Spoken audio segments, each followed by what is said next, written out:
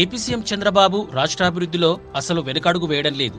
ఇప్పటికే ప్రత్యేక హోదా ఇవ్వాల్సిన ప్లేస్లో ప్రత్యేక ప్యాకేజీ ప్రకటించినా సరే అన్న చంద్రబాబు ఇంకా విభజన హామీలు నెరవేర్చకపోవడంపై ఆగ్రహం వ్యక్తం చేస్తున్నారు. ఏపీ ప్రజలు చేతగాని వాళ్లేం కాదని, ఏపీ ప్రజల ప్రమేయం లేకుండానే విభజన చేశారని, అందరితో మాట్లాడి న్యాయం చేయాలంటే పట్టించుకోలేదని ఆవేదన వ్యక్తం చేశారు. విభజనతో ఏపీకి అన్యాయం జరిగిందని అంతా చెబుతున్నారు. కానీ న్యాయం చేయమంటే మాత్రం ఆలస్యం చేస్తున్నారని చంద్రబాబు అన్నారు. పెద్దన్న పాత్ర పోషించాల్సిన కేంద్రం అదిగో ఇదిగో అంటూ వ్యవహరిస్తోందే కానీ ఏపీపై దృష్టి సారించడం లేదని ఆరోపించారు.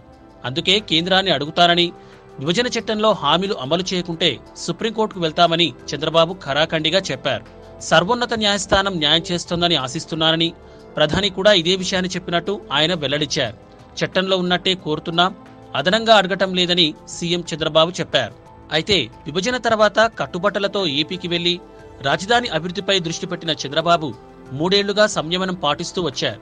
కేంద్రం నుంచి ఎలాంటి సహాయం అందకపోయినా, కేంద్రం ఇచ్చింది తక్కువ, బీజేపీ నేతలు చెప్పింది ఎక్కువైనా చూసి చూడనట్లు వ్యవహరించారు. కానీ చూసి చూసి విసిగిపోయారు. ఎన్నికలు సమీపిస్తున్నాయి.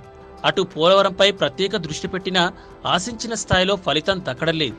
ఓ సందర్భంలో అసెంబ్లీలో ఇదే విషయాన్ని ప్రస్తావించిన బాబు, కేంద్రం సహాయం చేస్తే సరే, లేదంటే మీకో దండం పెట్టి తప్పుకుంటాం అని ఘాటుగా స్పందించారు. తొలిసారి బాబు ఆగ్రహాన్ని గుర్తించిన కేంద్రం వెంటనే దిద్దుబాటు చర్యలు చేపట్టింది. 3 నెలలుగా ఆగిపోయిన పోలవరం పనులు ఫిబ్రవరి నుంచి ఊపందుకున్నాయి. పోలవరం సమస్య ఓ కొలికి రావడంతో ఈసారి చంద్రబాబు విభజన హామీలపై పూర్తిస్థాయి దృష్టి సారించారు.